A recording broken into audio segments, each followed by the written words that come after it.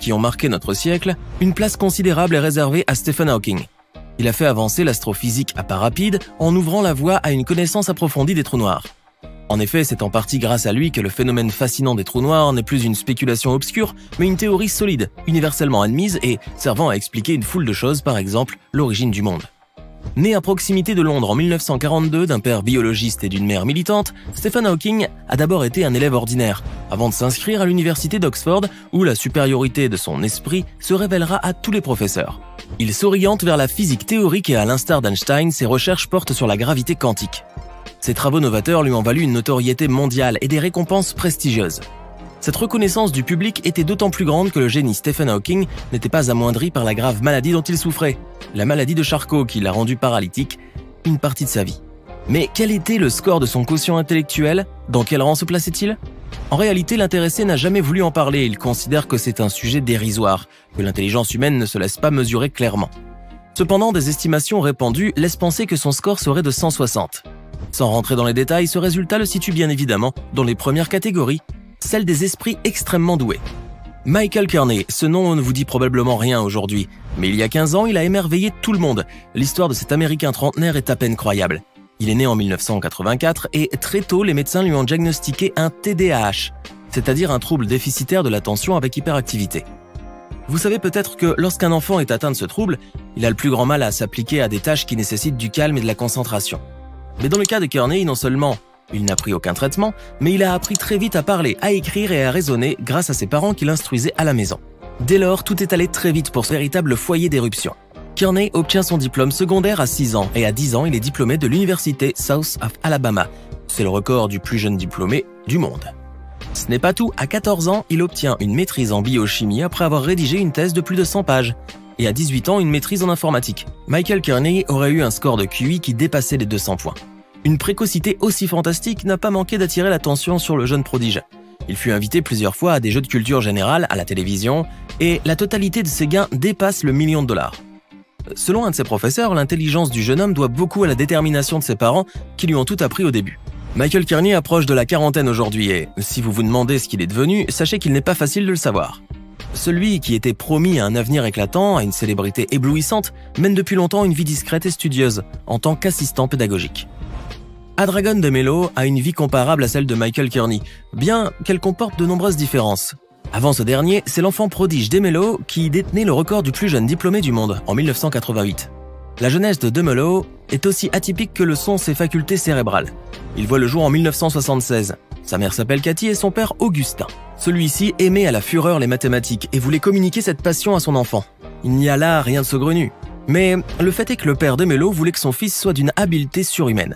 Il voulait que son fils soit lauréat d'un prix Nobel à l'âge de 16 ans. C'est un projet complètement fou et certainement impropre à l'éducation saine d'un enfant. Mais il faut dire que les hautes capacités du jeune garçon Adragon ont encouragé les espoirs de ce père follement exigeant. D'après les suppositions, le score d'Adragon avoisinerait les 200 points. De nombreuses estimations font grimper ce chiffre 2 fois plus haut, mais il faut garder à l'esprit que de tels résultats ne sont pas crédibles. Ouvrons une parenthèse utile.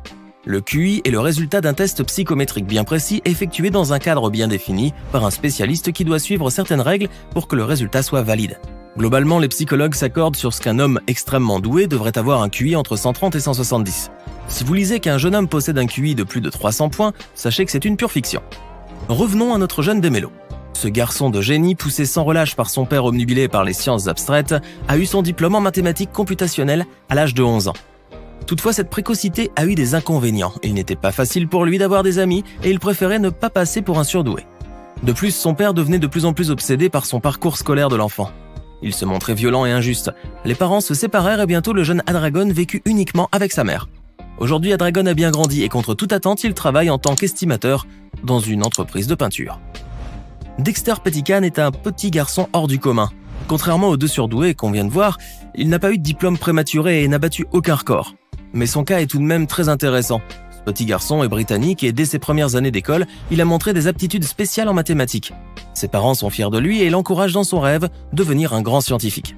Un jour que toute la famille était réunie l'année dernière et que Dexter, âgé de 10 ans, s'amusait à une partie de Sudoku, Il proposa à ses parents d'aller faire un test QI chez un psychologue. Il avait surtout envie d'adhérer à la prestigieuse Mensa, une sorte de club international où ne sont admis que les personnes d'une rare intelligence. Ses parents acceptèrent l'idée. Dexter passa l'examen psychologique, accomplit le test Cattell 3B qui sert à mesurer les capacités de raisonnement verbal. À ce test, le petit a obtenu un score qui passait ses attentes et celles de ses parents, 162 points. Son père et sa mère le savaient très intelligent, mais en voir la confirmation expérimentale les a ébahis. Le coup d'éclat a attiré la presse et Dexter Pettican est devenu une petite célébrité. Il poursuit actuellement sa scolarité tout en étant le plus jeune membre de l'organisation élitiste Mensa. À Los Angeles vit actuellement un professeur d'université de 46 ans originaire d'Australie. Il se nomme Terence Tao et enseigne les mathématiques. S'il est orienté vers cette science, c'est probablement sous l'influence de sa mère qui était diplômée de physique et de mathématiques à Hong Kong. Mais très tôt, Terence Tao montre des signes d'autonomie intellectuelle et s'il embrasse la voie suivie par sa mère, il se distingue par une ingéniosité atypique. Dès l'âge de 2 ans, Terence expliquait à des garçons qui avaient 3 fois son âge des règles de calcul qu'il apprenait en regardant des programmes éducatifs à la télévision. À 10 ans, il assistait à des conférences universitaires et concourait aux Olympiades internationales de mathématiques où il remporta plusieurs médailles en représentant son pays natal, l'Australie. Sa vie est une succession de réussites parfaites. Il devient le plus jeune professeur universitaire à l'Université de Californie à Los Angeles et entreprend une foule de travaux salués par ses pairs. Il reçoit des distinctions diverses et il siège à l'Académie des sciences et des arts. Terence Tao est véritablement ce qu'on appelle un polymathe, c'est-à-dire un génie universel, maîtrisant un très grand nombre de sujets. Et en effet, ses contributions intellectuelles touchent à toutes sortes de disciplines. D'après le magazine Science et Vie, Terence Tao posséderait un QI supérieur à 200. Jacob Barnett, âgé aujourd'hui de 23 ans, fait également partie des enfants prodiges. Dès l'âge de 2 ans, on lui diagnostiqua des troubles de l'autisme. Ses parents se chargèrent de lui apprendre les connaissances fondamentales et ils se débrouillèrent très bien. Jacob montrait des compétences extraordinaires en mathématiques et à l'âge de 10 ans, il en savait infiniment plus que les enfants de son âge. Il intègre l'université de l'Indiana où il se distingue par un parcours éblouissant et une culture mathématique digne des plus éminents savants. Son quotient intellectuel serait de 170 points et il est membre de la Mensa, la société qui regroupe les QI élevés. Cependant, Jacob Barnett n'imite pas l'exemple de ces surdoués qui cherchent à fructifier leur génie, loin de la presse et des curiosités importunes. Au contraire, il aime à faire parler de lui, et on peut même dire qu'il se vante. S'il est bel et bien d'une intelligence très élevée, la discrétion en revanche n'est pas son genre ni celui de sa famille. Sa mère a écrit un livre qui s'intitule « L'histoire d'une mère qui a élevé un génie ». Le fils, quant à lui, alors qu'il est à peine âgé de 12 ans, se compare à Newton. Il prétend avoir corrigé et développé les théories d'Einstein conçues pour une nouvelle théorie de l'astrophysique et avoir été sélectionné pour remporter le prix Nobel. Mais toutes ces assertions demeurent sans preuve. Comme vous le voyez, le péché mignon du petit prodige est d'être légèrement crâneur. Il est aujourd'hui doctorant au Canada et son grand projet sur lequel il aurait déjà commencé à travailler, c'est de prouver que la théorie du Big Bang est erronée. Evangelos Katsioulis est un intellectuel grec et il fait assurément partie des hommes les plus intelligents du monde. Son test à l'échelle d'intelligence Stanford Binet révèle que son score de QI est de 205.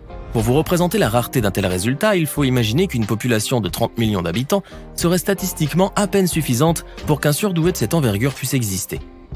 Evangelos Katsioulis, comme Terence Mao, dont on a parlé tout à l'heure, est un polymathe. Il a excellé dans tous les domaines où il s'est essayé, depuis la médecine générale jusqu'à la psychiatrie, la neurologie, la pharmacologie et même la philosophie. Ce nouvel Aristote, âgé d'une quarantaine d'années, a remporté de nombreux concours et fondé plusieurs associations et de ligues d'intellectuels. Elles ont d'ailleurs toute la particularité de n'être accessibles qu'à des personnes au QI très élevé. Son métier principal est psychiatre. La psychologue Catherine Cox Miles a introduit une nouveauté passionnante dans les méthodes d'évaluation de l'intelligence. Son but était de mesurer les capacités mentales de grands savants morts depuis longtemps à travers des données historiques. À l'aide de sa méthode historiométrique, elle a étudié avec soin les biographies des génies qui ont marqué l'histoire. Elle s'est intéressée par exemple à Goethe, Voltaire, Pascal, à Galilée. Et sa méthode a stimulé d'autres chercheurs. Grâce à ce procédé, des scores hypothétiques ont pu être publiés. Ainsi, on apprend que Blaise Pascal devait avoir un QI de 190, Voltaire de 180 et Marie Curie entre 180 et 200. Bien sûr, tout cela ne fait pas consensus chez les spécialistes. Il y a une trop grande part d'incertitude et d'aléatoire, mais c'est tout de même bon à connaître. Enfin, il n'était pas possible d'évoquer les intelligences les plus hautes sans accorder une place d'honneur à l'homme dont le visage même est devenu le symbole du génie humain, Albert Einstein. Grâce à ses théories sur la relativité restreinte et générale, il a remodelé non seulement les fondements de l'astrophysique, mais même notre façon d'appréhender l'espace et le temps. Ses travaux lui ont valu une consécration planétaire et l'ont hissé au rang des plus grands scientifiques de tous les temps. Une légende s'est même formée autour de lui. Après sa mort, son cerveau fut extrait, examiné au microscope et est devenu un sujet d'étude et une relique. D'après les